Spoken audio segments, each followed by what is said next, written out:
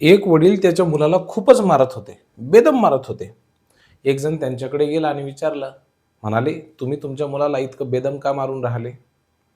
वडील म्हणाले, "उद्या याचा निकाल आहे." तो बाजूचा व्यक्ती म्हणाला, की "अहो याचा निकाल तर उद्या आहे ना.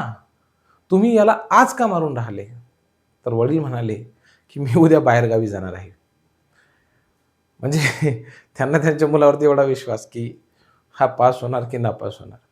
या इतक्या भारी डेंजर गोंडस मुलांना तुम्हाला आता शिकवायला जायचं आहे. प्रश्न असा पडतो, की जर समजा आपल्याला शिकवायला जायचं असेल, तर माझा कट ऑफ व्यवस्थित बसेल की नाही? आणि मी मागच्या वेळेसच्या ज्यावेळेला मेरिट याद्या बघितल्या, तर तुमच्या एक गोष्ट लक्षात आली असेल, की 6वी ते 8वी चा कट ऑफ हा जास्त लागतो. 9वी ते 12वी पेक्षा. त्यातल्या त्यातही ज्या विद्यार्थ्यांचं 2 विषयामध्ये एम-ए आहे, त्यांचा कट ऑफ तर खूपच कमी लागतो. असं का होतं? चला तर या आजच्या व्हिडिओमध्ये आपण बघूयात, की ज्यांचं बी-ए, बी-एड आहे किंवा मग बी-एससी बी-एड आहे, एम-ए बी-एड आहे किंवा एम-एससी बी-एड आहे.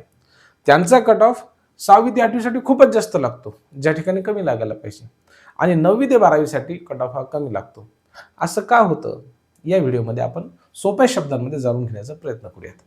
विद्यार्थी मित्रांनो बघा, 6वी ते 8वी जर तुम्हाला शिक्षक म्हणून लागायचं असेल, तर तुमच्याकडे त्या ठिकाणी बी-ए अथवा बी-एससी किंवा मग डी-एड जरी झालेला असेल आणि तुमच्याकडे जर ग्रॅज्युएशन असेल, तरी सुद्धा चालतं. आणि बी-ए, बी-एससी यासोबतच तुम्हाला आणखी एक आवश्यकता ते म्हणजे बी-एड. या व्यतिरिक्त काय तर तुम्ही सेकंड पेपर पास असणं हे आवश्यक असतं. ज्या वेळेला विद्यार्थी 6वी ते 8वी साठी प्रिफरन्सेस देतात, तर त्यावेळेला 6वी ते 8वी साठी कुठल्या संस्था किंवा कुठल्या आस्थापना ते प्रिफर करतात, तर ते म्हणजे जिल्हा परिषद किंवा स्थानिक स्वराज्य संस्थांच्या शाळा. ठीक आहे. आता ह्यामध्ये जर आपण बघितलं, तर स्थानिक स्वराज्य संस्थांमध्ये जी काही नोकरी मिळते, तर ती अधिक स्थिर असते, असं म्हटलं जातं. स्थिर म्हणजे कसं? यामध्ये डोक्याला हेडाखा, डोक्याला टेन्शनच नसतो. आता डोक्याला हेडेक चुकीचा शब्द आहे. हेडेक म्हणजे डोकेदुखीच नसते त्या ठिकाणी, असं म्हटलं जातं. सेफ असतं, सिक्युअर असतं. जिल्हा परिषदेमध्ये जसं संस्थांमध्ये एक मॅनेजमेंट कमिटी असते, तशा फारशा अडचणी किंवा तक्रारी येत नाहीत. त्यामुळं मुलं काय करतात, की चला बा ठीक आहे, 2 पैसे कमी मिळतील आम्हाला, परंतु आम्ही कुठे जाऊ? 6वी ते 8वी जिल्हा परिषदला जाऊ. म्हणून 6वी ते 8वीचा कट ऑफ जास्त लागण्यामागचं कारण असं आहे, की इथे सगळेच विद्यार्थी जे आहेत ते अप्लाय करतात. बी-ए, बी-एड वाले करतात, बी-एससी बी-एड वाले करतात. आता यामध्ये आपण जर बायफर्केशन केलं, तर सामाजिक शास्त्र भाषा विषयाचा कट ऑफ जास्त लागण्यामागचं कारण काय? की ज्या विद्यार्थ्यांचं बी-ए झालेलं ते सगळेच्या सगळेच अप्लाय करतात. आणि या बी-ए झालेल्या विद्यार्थ्यांमध्ये एम-ए झालेले सुद्धा असतात. एखादा विद्यार्थी असतो, त्याचा भाषा विषयामध्ये झालेला असेल एम-ए, तर त्याला डेफिनेटली चांगले गुण असतात. मग त्याला कॉन्फिडन्स असतो स्वतःवर, की नाही मी जाऊन या ठिकाणी शिकू शकतो. त्याला तिकडे पेपरमध्ये सुद्धा चांगले मार्क्स पडलेले असतात, टी-ई-टीमध्ये किंवा सी-टी-ई-टीमध्ये. आत्मविश्वास हा चांगला असतो. टेटमध्ये सुद्धा अनेक विद्यार्थ्यांचा स्कोर चांगला असल्या कारणामुळे ते 6वी ते 8वीला प्रिफर करतात. बी-एससी वाल्यांचं सुद्धा तसंच आहे. आता बी-एससी वाल्यांची अडचण अशी आहे, की त्यामध्ये बी-एससी ज्यांचं बायोलॉजी फील्डमधनं होतं तेही येतात, ज्यांचं मॅथमॅटिक्स बॅकग्राऊंड होतं तेही येतात. त्यामुळे या ठिकाणी कॉम्पिटिशन ही जास्त राहते. आता 9वी, 10वी आणि 11वी, 12वीला नेमकं काय होतं, तर गणित विषयाच्या जागा बायफर्केट होऊन जातात आणि बायोलॉजीवाले वेगळे पडून जातात. त्यामुळे फक्त विज्ञान मेथड जर असेल एखाद्या विद्यार्थ्याची, तर तो फक्त विज्ञानसाठी अप्लाय करतो. दुसरा विद्यार्थी असं म्हणेल, की कम्फर्टेबल आहे मी मॅथ सायन्ससाठी, तर तो मॅथ सायन्ससाठी सुद्धा अप्लाय करतो. तिसरा विद्यार्थी असेल, की मला प्युअर मॅथमॅटिक्ससाठी अप्लाय करायचं, तर तो काय करतो? प्युअर मॅथ्ससाठी अप्लाय करतो. म्हणजे एक विद्यार्थी जो सुरुवातीला 6वी ते 8वी साठी कॉमन कॉम्पिटिशनमध्ये होता, आता तो विभागला गेला. विज्ञान, गणित विज्ञान आणि गणित अशा पद्धतीने ते त्या ठिकाणी फरक पडला. ज्या वेळेला आपण विषय करतो बी-ए, डी-एड किंवा बी-ए, बी-एड असलेल्या विद्यार्थ्यांचं 9वी 10वी साठी, पुन्हा भाषा विषयासाठी हिंदी, मराठी, इंग्रजी, संस्कृत असं बायफर्गेशन होतं. त्याच्या पुढे जाऊन सामाजिक शास्त्रांसाठी विद्यार्थी त्या ठिकाणी अप्लाय करतात. म्हणजे जो विद्यार्थी बी-एला आता सुरुवातीला 6 ते 8 मधला कॉमन कॉम्पिटिशनमध्ये होता, आता तो पुन्हा विभागला गेला भाषा विषयांसाठी आणि सामाजिक शास्त्रांसाठी. तर असा त्या ठिकाणी फरक पडतो. आणि सर्वात जास्त फरक कुठं पडतो तर 11वी 12वीला. आता ही जे विद्यार्थी सगळेजण कॉमन कॉम्पिटिशनमध्ये होते 6वी 8वीला, त्यानंतर कुठं 9वी 10वीला, या विद्यार्थ्यांचं कॉम्पिटिशन प्रचंड कमी होऊन जातं, ते म्हणजे 11वी 12वीला. परंतु एक गोष्ट आपण लक्षात घेतली पाहिजे, ज्या विद्यार्थ्यांना अतिशय चांगले स्कोर आहे तर त्या विद्यार्थ्यांचा जिल्हा परिषदेला 11वी-12वीसाठी किंवा अशा संस्था की ज्या ठिकाणी विदाऊट इंटरव्ह्यूमध्ये सिलेक्शन होण्याची जास्त शक्यता असते त्या ठिकाणचा कट ऑफ हा विज्ञानसाठी आणि आर्ट्ससाठी सुद्धा हाय जातो. परंतु 11वी-12वी आपण विथ इंटरव्ह्यू राऊंडचा जर विचार केला तर कट ऑफ हा खूपच कमी येतो. यामध्ये कारण असं असतं की जे सायन्स बॅकग्राऊंडचे विद्यार्थी आहेत त्यांचं असं बायफर्गेशन होऊन जातं. फिजिक्स, केमिस्ट्री, मॅथ्स आणि बायोलॉजी. ठीक आहे.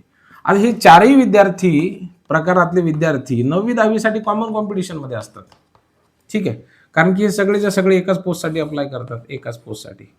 त्याच्याही जर आपण समोर गेलो विद्यार्थी मित्रांनो तर 6वी ते 8वीसाठी सुद्धा हेच विद्यार्थी अप्लाय करत असतात. त्यामुळं एकाच जागेसाठी हे चारही प्रकारातले विद्यार्थी अप्लाय करतात. त्यामुळं एका जागेसाठी 4 जण. आता उलट जर समजा 11वी-12वीची फिजिक्सची जागा असेल तर फिजिक्सच्या जागेसाठी फक्त फिजिक्सचेच अप्लाय करतील. त्यामुळं ह्या तिघांची कॉम्पिटिशन जी याला असणार होती या स्टेजला ती कमी झाली. अशाच पद्धतीनं ज्यांचं एम ए झालेलं आहे त्यांचं सुद्धा, ज्या विद्यार्थ्यांचं समजा एम ए इकॉनॉमिक्स असेल किंवा पॉलिटिकल सायन्स असेल किंवा मग जिओग्राफी असेल किंवा मग सोशल सायन्स असेल, ठीक आहे की नाही, आपण ज्याला काय समाजशास्त्र जर आपण विचार केला तर ह्या सगळ्या बाबतीमध्ये एक गोष्ट कॉमन आहे की त्यांचं बायफर्गेशन होऊन जातं. कुठं? जे 9वी-10वीला किंवा 6वी ते 8वीला होत नाही. उदाहरणार्थ एखादी जागा आहे समजा 11वी-12वीला अर्थशास्त्र विषयाची, तर त्या ठिकाणी फक्त इकॉनॉमिक्सवाले विद्यार्थ्यांमध्येच कॉम्पिटिशन राहील. जे ऑलरेडी सगळ्या ग्रुपला कॉम्पिटिशनमध्ये होते आता त्यांची कॉम्पिटिशन ही या ठिकाणी कमी झाली. म्हणून विथ इंटरव्ह्यू राऊंडमध्ये यांचा जो कट ऑफ आहे तो डेफिनेटली इतर 6वी ते 8वी पेक्षा किंवा 9वी-10वी पेक्षा हा प्रचंड कमी लागतो असा अनुभव आहे. आता यामध्ये सुद्धा ज्या विद्यार्थ्यांचं 2 विषयामध्ये एम ए आहे त्यांचा तर विचारूच नका. त्यांचा कट ऑफ इतका कमी लागतो की खूपच. कारण की जी चान्सेस असतात ना विद्यार्थ्यांची की 2 विषयामध्ये एम ए करण्याचे तर ते खूप कमी असतात. उदाहरणार्थ एखादा विद्यार्थी आहे की ज्यांना इंग्लिश आणि मराठी या दोन्ही विषयामध्ये एम ए केलेलं आहे किंवा काही ठिकाणी अशी डिमांड असते की तुम्हाला इंग्लिश आणि त्या ठिकाणी हिंदी या 2 विषयामध्ये एम ए हे अपेक्षित असतं. काही ठिकाणी पॉलिटिकल सायन्स आणि इकॉनॉमिक्स अशा पद्धतीचा पेअर मागतात. काही ठिकाणी हिस्ट्री आणि सोशल सायन्स अशा पद्धतीने मागतात, हिस्ट्री आणि सोशल सायन्स. ठीक आहे. त्यानंतर काही ठिकाणी जे आहे ते हिस्ट्री आणि इकॉनॉमिक्स अशा पद्धतीने एम ए मागतात, हिस्ट्री आणि इकॉनॉमिक्स अशा पद्धतीने एम ए मागतात. तर हे कॉम्बिनेशन ज्या विद्यार्थ्यांकडे आहे तसे विद्यार्थीच खूप कमी असतात. म्हणजे एखादा विद्यार्थी राहू शकतो एखाद्या जिल्ह्यामध्ये 5-6 विद्यार्थी राहू शकतात की ज्याने हिस्ट्री आणि सोशल सायन्स या दोन्ही विषयामध्ये एम ए केलेला असेल. आता जे विद्यार्थी आर्ट्सला होते त्यांना ऑलरेडी ही गोष्ट माहिती आहे की हे असं का होतं. एखाद्या विद्यार्थ्याला ह्या 2 विषयांची डिमांड का केली जाते तर 11वी-12वीला ज्यावेळेला आपण वर्कलोड हा टाकायचा असतो, म्हणजे आपण काम म्हणतो की जर शासन आपल्याला पगार देते तर त्या ठिकाणी काम सुद्धा लागेल ना. मग अनेक ठिकाणी 2 विषय एकच शिक्षक शिकवतात. आता जे विद्यार्थी आर्ट्सला आहेत त्यांना हे वेगळं सांगण्याची गरज नाही. ठीक आहे. म्हणून असं कॉम्बिनेशन असणाऱ्या विद्यार्थ्यांची संख्या ही कमी असते आणि पर्यायानं त्यांचा कट ऑफ जो आहे तर तो काय होतो खूप कमी लागतो. ही खूप कॉमन साधी सरळ बाब आहे. आता जर समजा या ठिकाणी स्पेशल इकॉनॉमिक्सची जागा असती किंवा स्पेशल हिस्ट्रीची जागा असती तर मात्र काय होतं विद्यार्थी मित्रांनो कट ऑफ हा जास्त लागतो. कारण की प्युअर हिस्ट्री एका विषयामध्ये एम ए करणाऱ्या विद्यार्थ्यांची संख्या ही जास्त असते. परंतु ज्या वेळेला याचं कॉम्बिनेशन म्हणून मागितलं जातं की आम्हाला 2 विषयामध्ये एम ए पाहिजे त्या विद्यार्थ्यांची संख्या ही विरळ असते, कमी असते, तुटपुंजी असते. त्या कारणामुळं कट ऑफ हा खूप कमी लागण्याची शक्यता आहे. म्हणून माझी सगळी अभियोग्यताधारकांना विनंती आहे की तुमचा जो काही स्कोअर आहे तर तो स्कोअर म्हणजे अल्टिमेटली मेरिट डिसाईड करण्याचा फॅक्टर नाही आहे.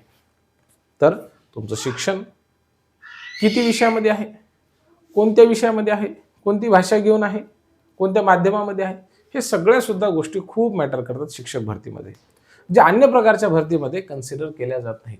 म्हणून या गोष्टीचा आपण सर्वांनी विचार करायचा आहे. काही अडचण असेल तर तुम्हाला पलीकडे माझा नंबर दिसतोय त्यावरती तुम्ही कॉल करू शकता. भेटूयात पुन्हा. खूप खूप धन्यवाद.